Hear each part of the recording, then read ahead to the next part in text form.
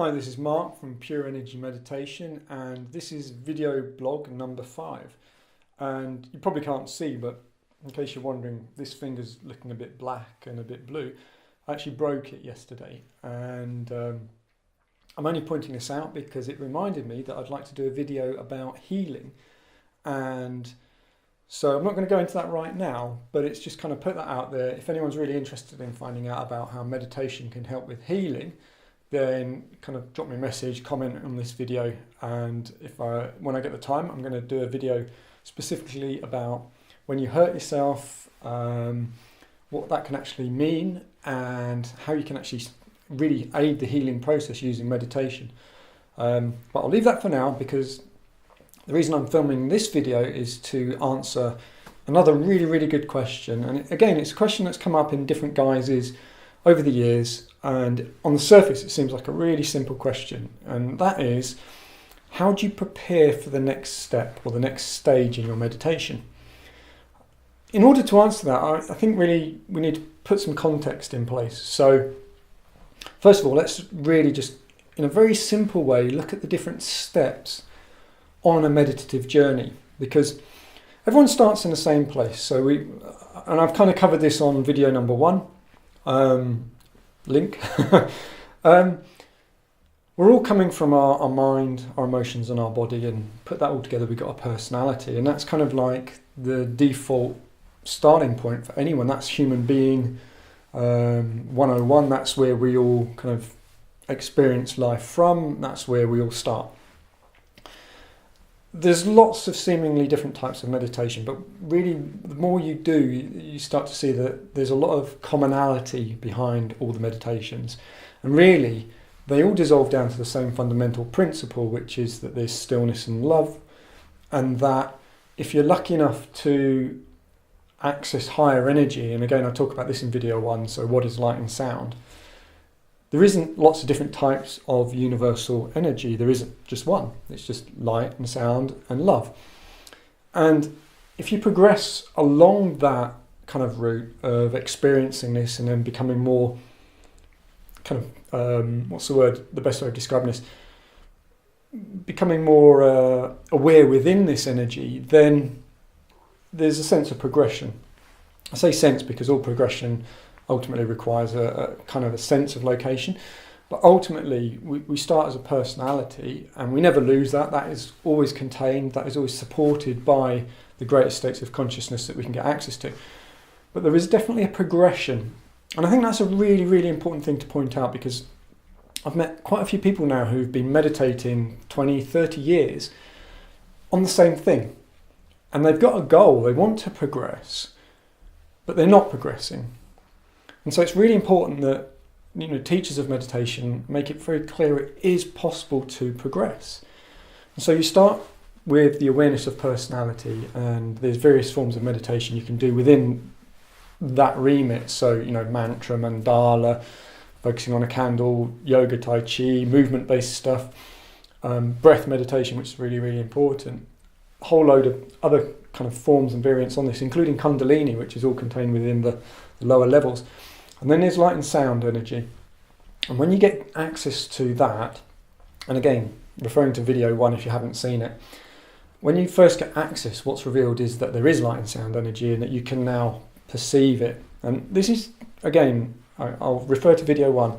This is different than some of the lower forms of light and sound that you may have access to. But the only way you're going to really appreciate this is to get access. And the process of getting access, some people refer to as initiation or an energy attunement, just means beginning. And actually, just to kind of explain some of the words that we might come across, the word yoga or yogi means union with love, or union with the universal divine or God or whatever. But a yogi, in its truest sense, is someone who's connected to this energy. In other words, they have a union or a connection with divine love. And so that's the start of a spiritual journey. Now, that attunement or initiation is the first step. And there's another attunement or initiation that follows that. And that, naturally, people refer to as second initiation or second energy attunement. And what that is takes it from being aware of the energy to fully expanding within that whole kind of spiritual, higher energy plane of consciousness. And as I said, the personality, the lower vehicles, they remain. So it's not replacing one thing with another, it's including through expansion into these greater states of consciousness. So you have kind of like the levels of meditation within the lower levels, and then you have attunement to light and sound energy, and then within that you have another attunement or another transmission of energy, however you want to put it, another big expansion to this greater state of consciousness. And to throw another word in, you may have heard the phrase Mahatma, as in Mahatma Gandhi. Now Gandhi said, I am not a Mahatma. He was very humble. Mahatma is actually the meaning of a person when they have, after achieving yogi state, a union with this energy, they then expand fully into this energy and transcend limits, hence great state or greater than what came before. So that's actually the true kind of original meaning of the word Mahatma. And then beyond that is transcending actually the states themselves, transcending the energy to be one thing everywhere, or to put a simple word there, enlightenment. And I'm not even going to try and explain that, because if you can put it into words, that isn't it, because words are just limits. So all I'm doing here is kind of drawing a very simple roadmap. I'm not trying to convince you of anything. The whole point is I want you to find out for yourself. Because that's the only thing that has value to you. It doesn't matter what I've recognized in my meditation, because I could say anything. I don't want you to believe me. I want you to find out for yourself. That's why I teach people. It's not for my benefit, it's for their benefit, it's for your benefit. So by laying out a very simple roadmap, I make it very clear. So you can start here, you can go here, here and here. And there is a goal. The goal is to realize your highest nature, your true nature, your enlightenment. Let's just keep it simple. To realize that there's one thing everywhere, and it is love, and you are it. Okay. I'm smiling because it's a real oversimplification, but it really is that simple, and it is fantastically beautiful when you finally arrive there. So I really, really hope that you do. Now, on this journey, and I've been helping people do this for many, many years, people naturally ask me, well, what do I need to do to go from this stage to this stage? What do I need to do to go from this stage to this stage? And each stage is different. So how you meditate before you've got the energy is different from when you have the energy. And then how you meditate once you have fully expanded and effectively are the energy is different again from when you first got access to the energy. So it's almost like each one is a quantum shift, and each time it's starting again. It's learning new ways of being, new ways of noticing, new ways of letting go. But there is something that really helps people throughout this progression. And it's really, really simple advice. The best way to be ready for the progression is to be totally in love with what you already have. So if you're on meditation, say breath meditation, love it. Because, it's very cliched, and I can stand here and go, oh man, it's all universal love. And it is. But that's also a bit of a cop-out. So let me qualify what I mean when I say love your meditation. Because that is the meaning, that is the sentiment, but let me make it a bit more tangible for you. When you love something, you're not judging it. You're not needing for it to change, to evolve, or to be anything other than what it is, because loving is accepting. Another aspect of loving is to just give your attention to something. I'm sure I've said this in one of the other videos. When you love something, you just melt with it, you just merge with it, you just want to be with it. You want the barriers between you and it to dissolve. So if you're doing breath meditation, when I say love your breath meditation, I mean learn how to really let go, learn how to really drop into it, focus on it, and just enjoy being with the breath. If you're doing a mantra, learn how to love your mantra. Because ultimately, when you're loving something, you're opening your heart chakra. Okay? And that dissolves barriers. That doesn't put things in the way. It removes things that are in the way. So if you can love something that's limited, then when you have access to something that is less limited, there's less in the way, so you can love it even more. And so the best way genuinely to prepare for the next stage, which will be different, is not to, it's not to fill your mind with concept of what it might be and then try and anticipate how you should be to be at that level. It's to love the level you're already at. Because the only thing that's going to be consistent as you move through this journey is how easily you can let go. And how easily you can let go is really about how much you can love. So practicing loving on any level has value on the next level. Because ultimately, when you get to the end, which is just the beginning, because you're finally free, but when you get to the perceived end of your journey, enlightenment, you realize you are love.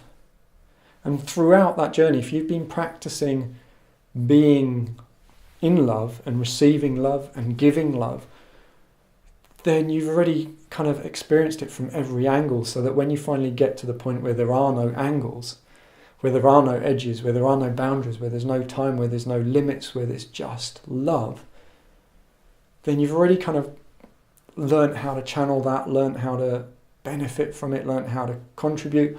In other words, all your lower vehicles and identities on all the other levels are aligned with it.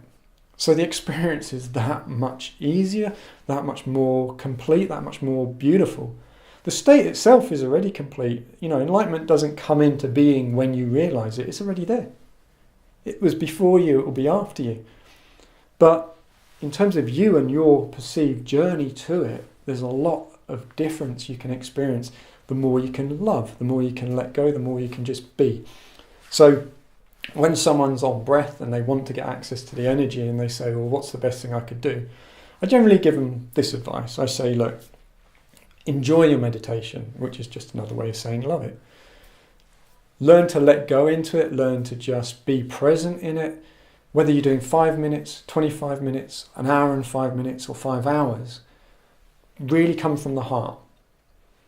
I do give them advice that they have to meditate, because, it's like if you don't do it, you don't really build those identities or that awareness within those vehicles. So there is a prerequisite to just some common sense stuff like actually meditating.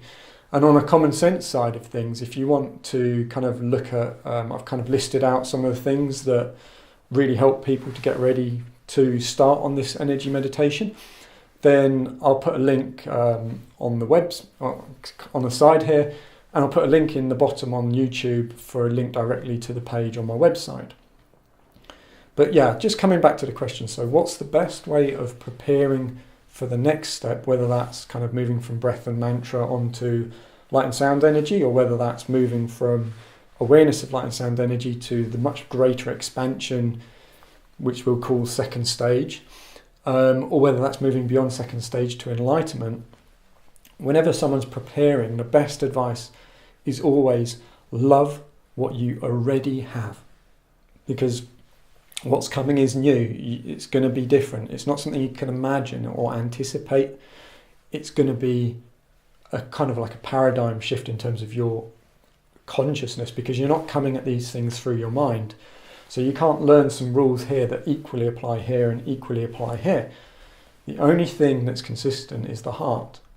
And again, I'm smiling because I understand what happens to your chakras at different stages, and really the heart is the only thing that is consistent, because love is the thread that runs through all of these levels, because ultimately it comes from love.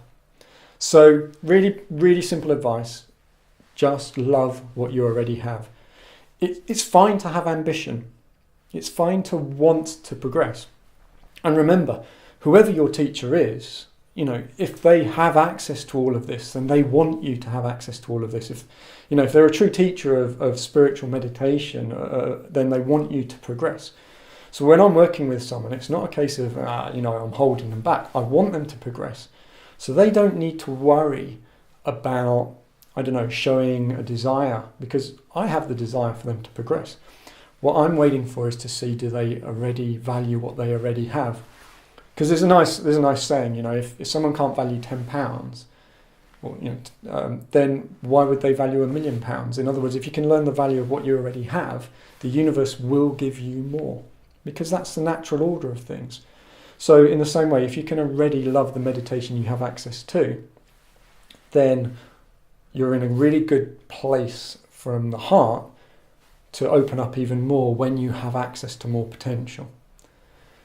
At the end of the day, if you're going, I'm only on the breath meditation, or I've only got the first stage of access to the energy, you're at some level judging it and dismissing it and criticizing it. And when you use those words like dismiss and criticize and judgment, these aren't from the heart words. These aren't loving words. These are limiting words. You're comparing it against your expectations, or you're comparing it against where other people are.